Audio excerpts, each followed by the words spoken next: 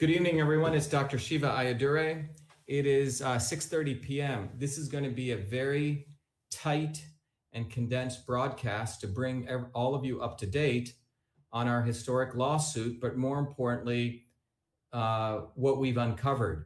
And for the last 3 to 4 weeks, we were working on our revised second amended complaint, which is what the judge wanted by order.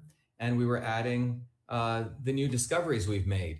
And what I wanted to share with you is that our lawsuit is the first to uncover what I want to call the government censorship system to silence the speech of every American, not only on social media, but it looks like on all media.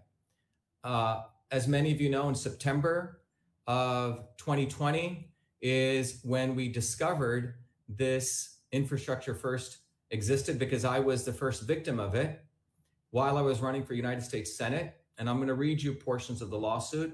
And on October 30th, at our first hearing in federal court, we were the first ones to find out the first glimpses of this infrastructure that the government of the United States, starting the government of Massachusetts and others, have created a direct portal to social media companies like Twitter to silence speech silently, to launder censorship.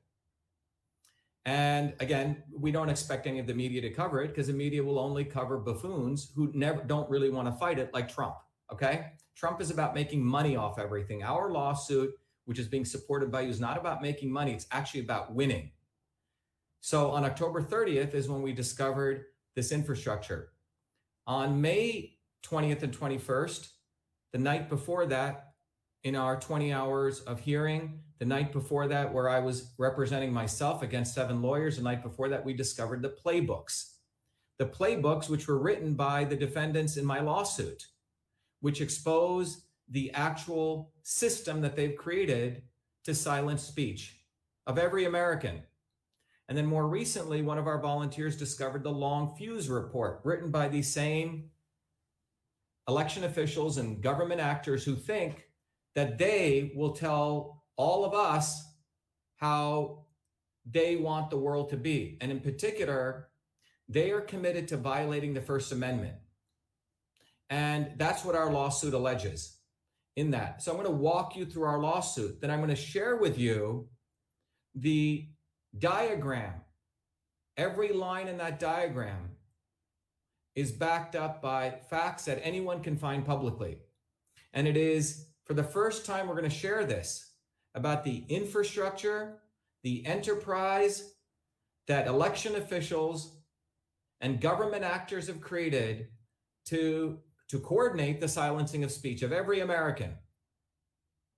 And our lawsuit is the only lawsuit on the planet that was to discover this, that shame on the quote unquote left-wing and right-wing media, shame on Trump, shame on Bernie Sanders. All of these guys will not cover our lawsuit, because we're going at the heart of the issue that both left-wing and right-wing, Republican and Democrat, have been coordinating for the last 50 years.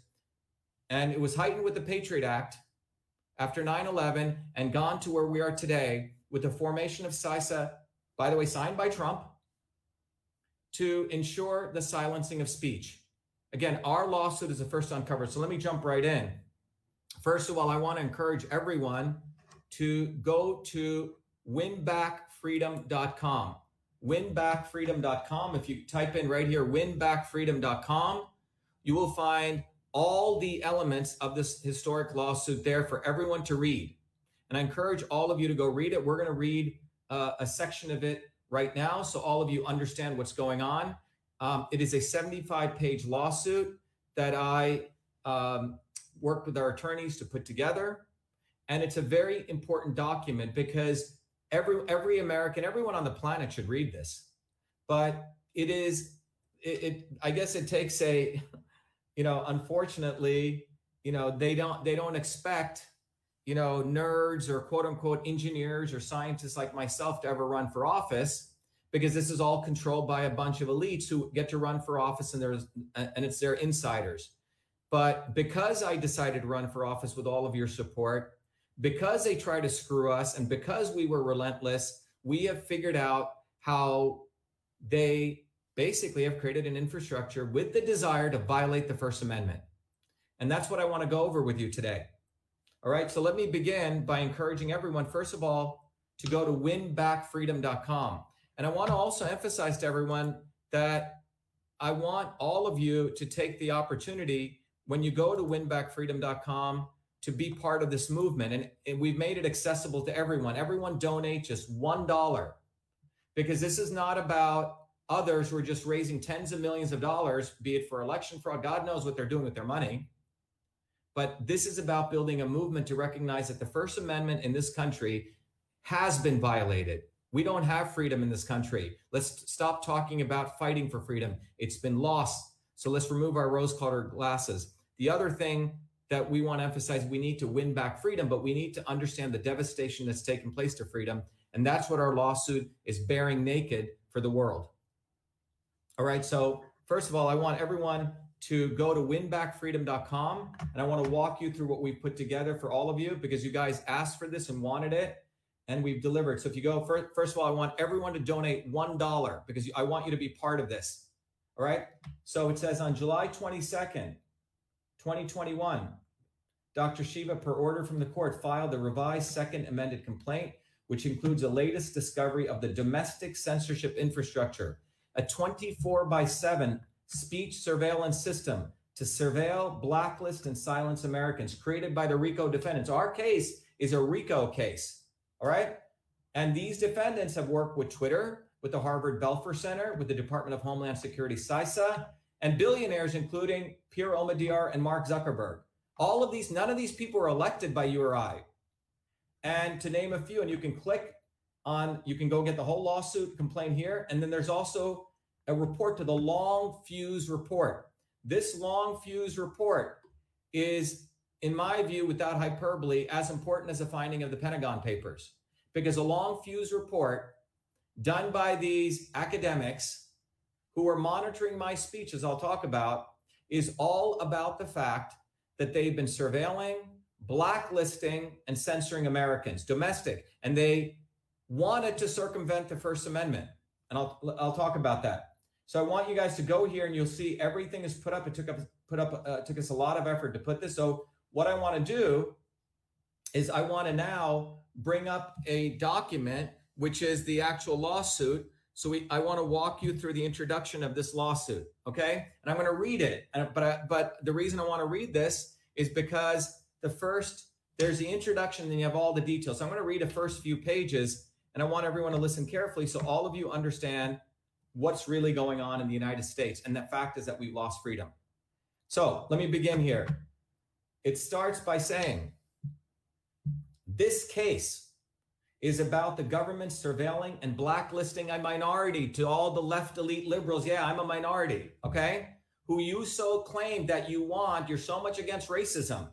But the elites are the ones who are surveilling and blacklisting a minority, a political candidate, Dr. Shiva Ayyadurai, Dr. Shiva, as many of you know me as, and then eventually silencing his speech in the midst of his US Senate campaign.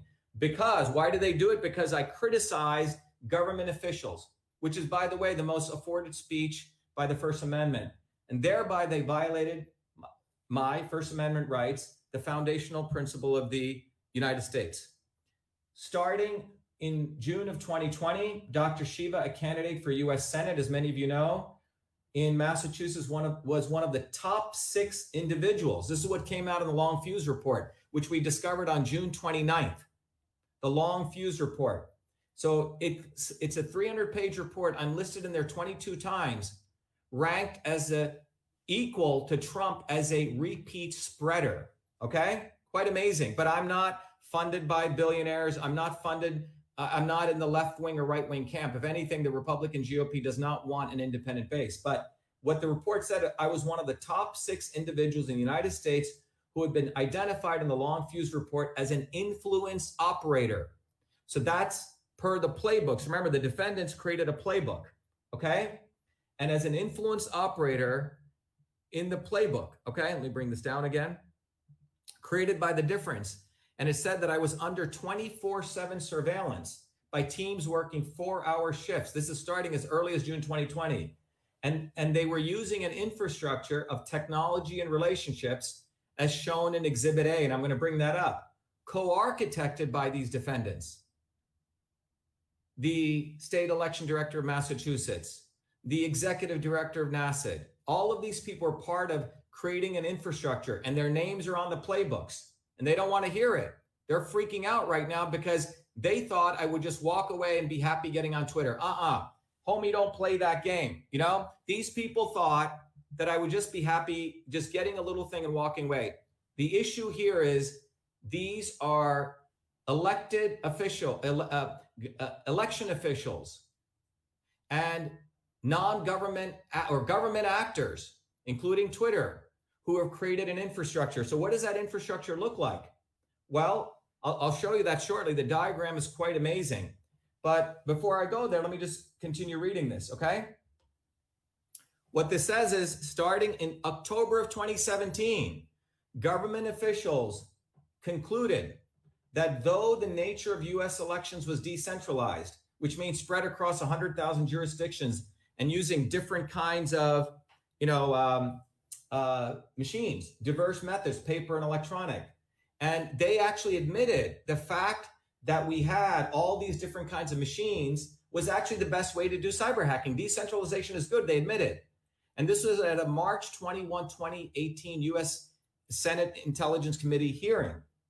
These are people like Amy Cohen. These are people like Eric Rosenbach. And they said, yeah, it's the decentralization is actually good. No one can hack it. But they said they needed to eliminate such decentralization because it was a hindrance to their desire to establish and use a centralized infrastructure with non-government allies. Can you go get the big report, Doug? To fill the gap between domestic government agencies who had no power to curtail speech and federal intelligence agencies who were forbidden from curtailing domestic speech in order to censor speech by surveilling, blacklisting, and silencing US citizens domestically. You see, the First Amendment doesn't allow them to watch you or I and silence us. So in order to go around that, they created this infrastructure I'm going to show you, and thus allow government officials to violate the First Amendment. So what is that infrastructure? No, Doug, the book. Yeah. So Doug's going to bring the long fuse report. So let me explain what I'm just saying here, that what we discovered, as you know, is that in October 30th, 2020, in my own lawsuit, it was a government that contacted Twitter to shut me down. So just to give you the background, what happened in September? On September 24th, I released 4 email conversations on Twitter, which exposed the fact that the state election director and the Secretary of State, Massachusetts, delete ballot images, which is a violation of federal law.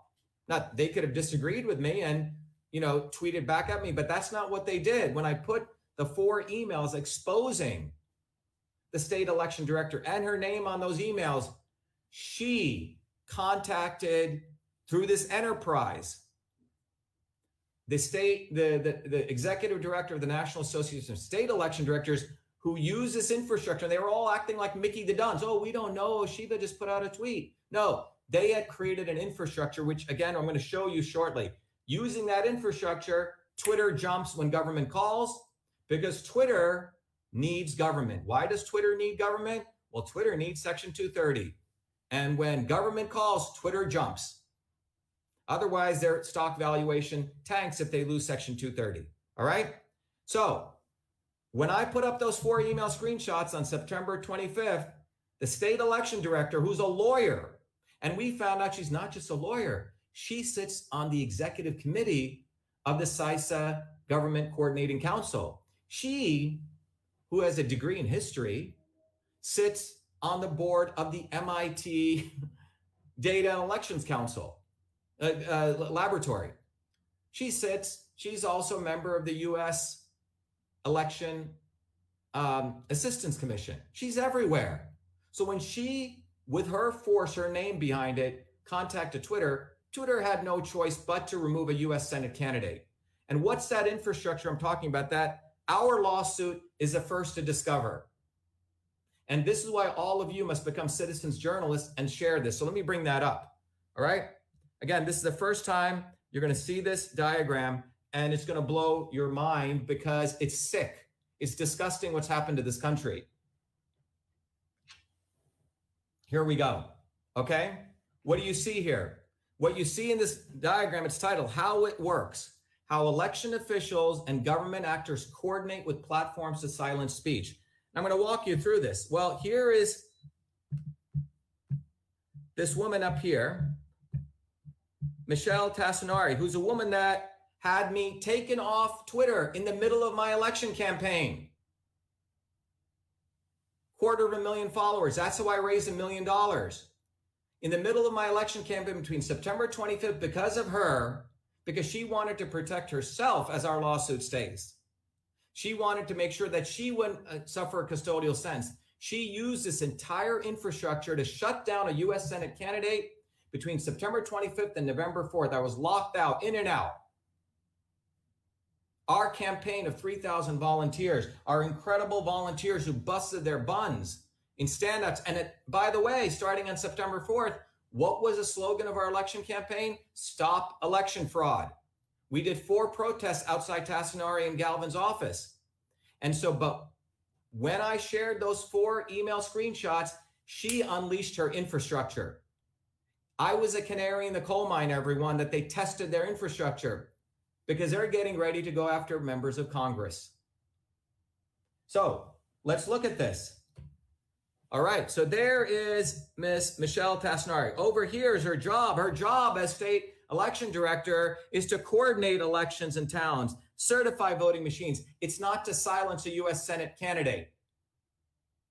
She did this because I was exposing her and her boss, Galvin. Well, look at this other job she has over here, all these other roles she has. She's a president of Manasseh. She's to be an advisory board member on the MIT Elections Data and Science Lab.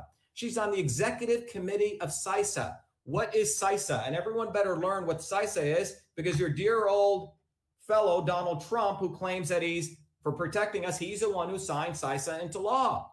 CISA is an organization out of Department of Homeland Security, which has been given so much power to watch over, to look, surveil, and blacklist all of us. They have created this complete, connection with social media companies. All right. So what you see here in this diagram is that she's also on the executive committee of CISA. She's a member of the Council of State Governments. She's a member of the Bipartisan Policy Center. She's also the author of the playbook. There's 4 playbooks. The 2 foundational documents, Michelle Tassinari's name is there. She's not your average bare election director. She's more than that. She has high-level security clearance, as our lawsuit brings out. And she's a member of the U.S. So all the blue lines here, there's Tassinari, and she's a member of the Bipartisan Policy Center. And guess who funds that? Okay, well, it's funded by Pierre Omidyar, okay, a billionaire. All right, a nonprofit. None of these people are elected, by the way. You and I didn't elect any of these people, all right? So she's on there with these other election commissioners. She's over here with this fool, Charles Stewart, who's a professor at MIT. And Charles Stewart at MIT, he was the one, right when I exposed the fact Tassinari deleted ballot images and violated law, he did a nice quote to attack my credibility and say, oh, ballot images don't need to be preserved. Okay, that's what our lawsuit states, okay? And so why is a woman with a history degree on the MIT Elections Data and Science Lab? Does she really know anything about data analytics or science? All right. And so there's Tassinari over here. Over here, this is quite more powerful. Tassinari's on the executive committee of CISA, which is part of Homeland Security. She's on the Government Coordinating Council. Okay. And what you see here, she's on the board with all of these 4 people, or the executive committee. Maggie Oliver, who's the president of the National Association of State Secretaries of State, with Robert Kowalski, okay, who's the assistant director at CISA, with Ben Hovland, who also is a commissioner of the Elections Commission, okay, or Elections Assistance Commission. So Tassinari's pretty wired in. And over here, Tassinari shows up because she worked at the Belfer Center as an author of the playbook, as our lawsuit brings out. Okay, But who's over at the Belfer Center? Well, look over here. We'll talk about Amy Cohen, but Robbie Mook, okay, Clinton's campaign. But this is bipartisan, everyone. Here's Tommy Hicks, who's a commissioner of the EAC, but here's Matt Rhodes, who was good buddies with Romney, and Matt Masterson, and this guy, Eric Rosenbach, okay, who's a former chief of staff of the Secretary of Defense, and he was a witness, and he's also the co-director of the Belfer Center, who believes that they are defending our democracy, okay? No one elected these people. And these people hide in the back thinking they're so much better than you or I. And this guy Rosenbach went to the Intelligence Committee with Amy Cohen on the 21st, and you know what he said? He goes, federal government must oversee social media. The government must be over, and they're saying this all blatantly, everyone.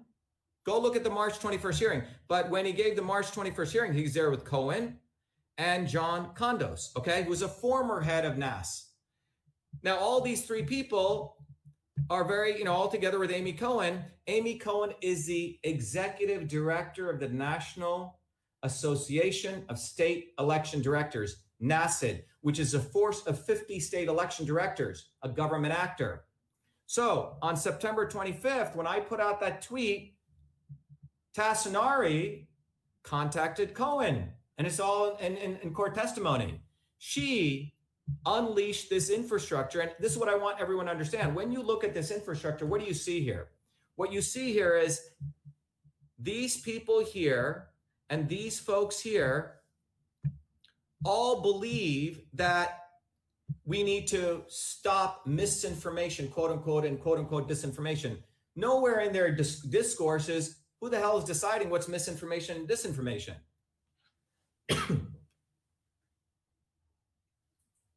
Right? It's as though they get to decide.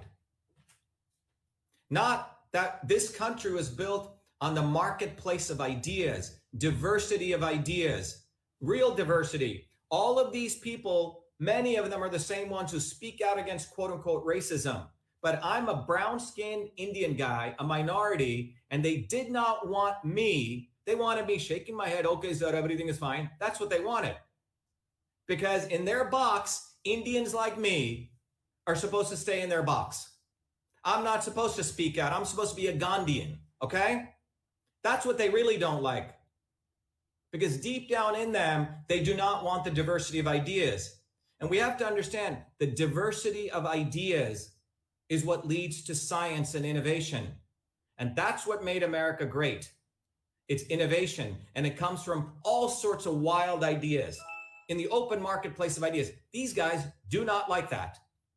In the Long Fuse report, which I recommend everyone gets, in the first pages of this report, it says that we need to figure out a way to go around the First Amendment because we can't silence domestic speech, but we must create. Let me read this to you. It says it right here, okay? It's quite amazing what this says. It says in this document that they need to create non-governmental entities to fill the gap, okay? This is what it says. It says U.S. elections are decentralized. Almost 100 state and local election officials are primarily responsible for the operation of elections. Dozens of federal agencies support this effort. However, none of these federal agencies has a focus or an authority regarding election misinformation originating from domestic sources, which is you and I within the United States.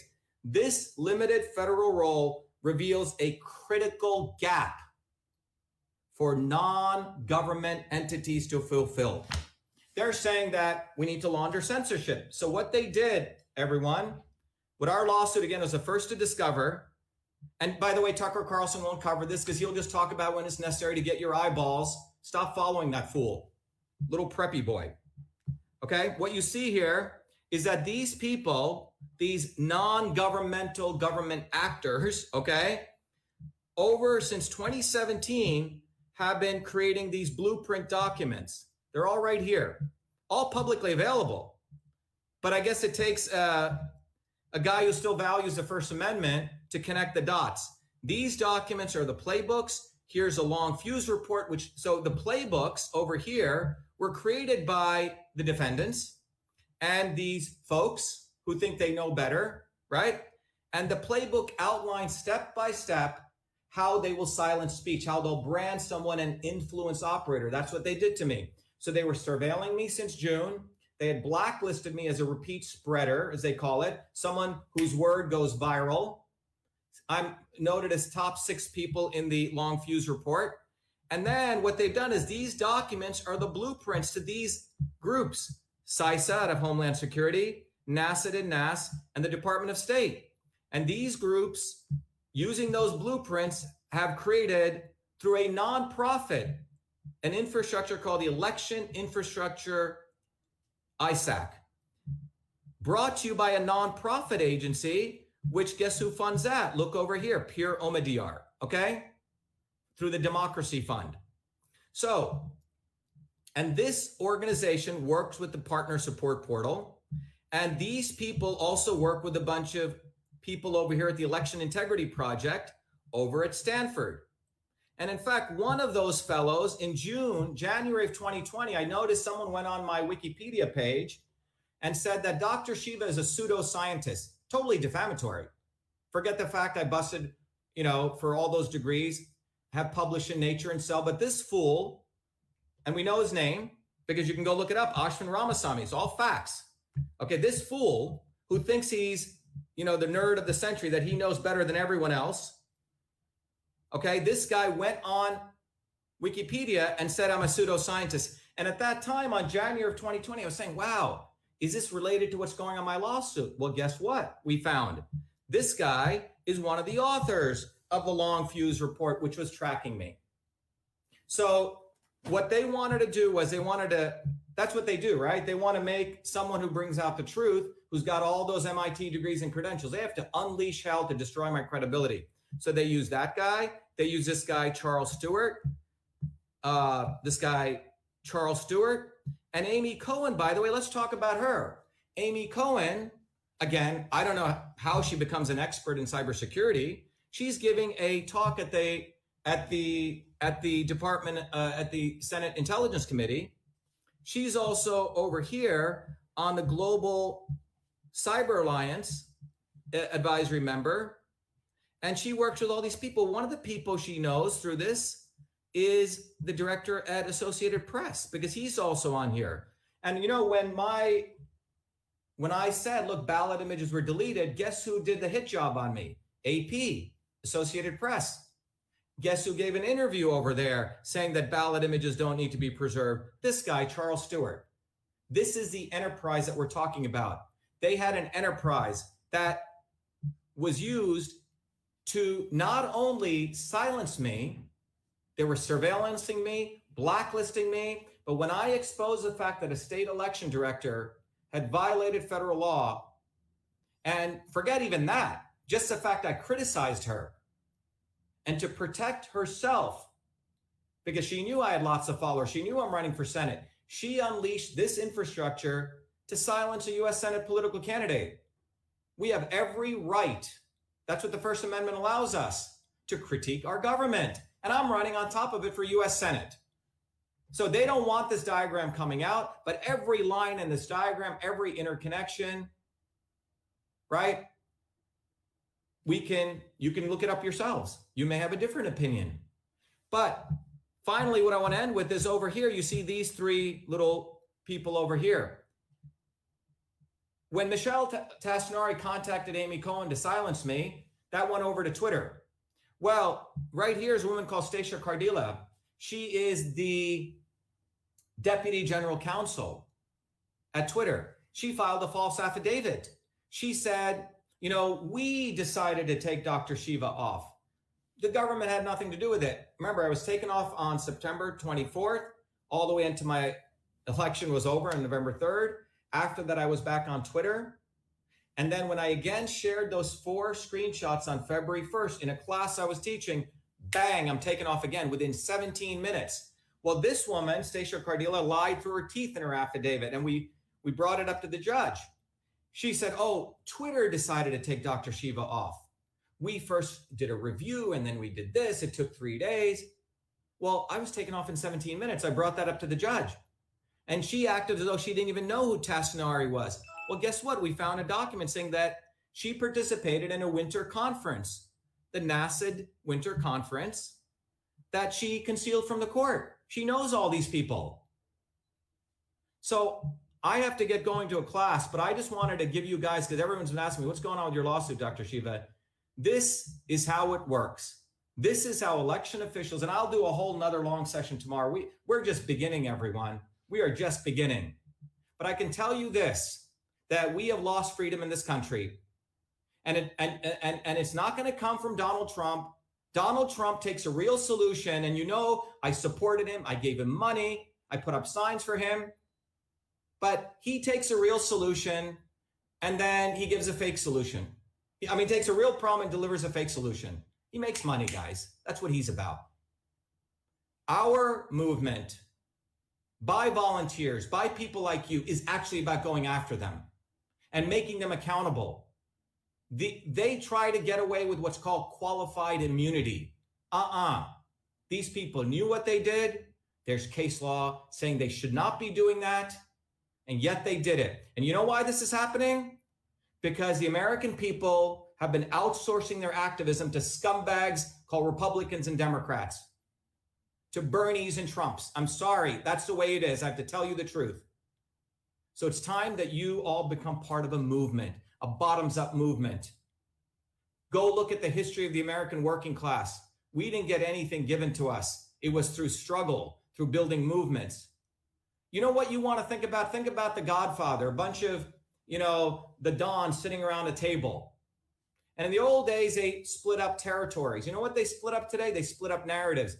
Okay, Hillary Clinton, you get climate change, or AOC, you get to talk about climate change. Donald Trump, you get to own election fraud. He's not going to do anything. He'll just talk about it and make money, okay? Hey, you get to own this area. You get to own Russian collusion. That's what they're doing. The Republicans and Democrats split up black and white. They split us across left and right. They never will do anything. Our lawsuit is the most historic lawsuit. We were the first to expose this. And what we need to do is build the movement. You will not find this diagram anywhere else. This is pure truth.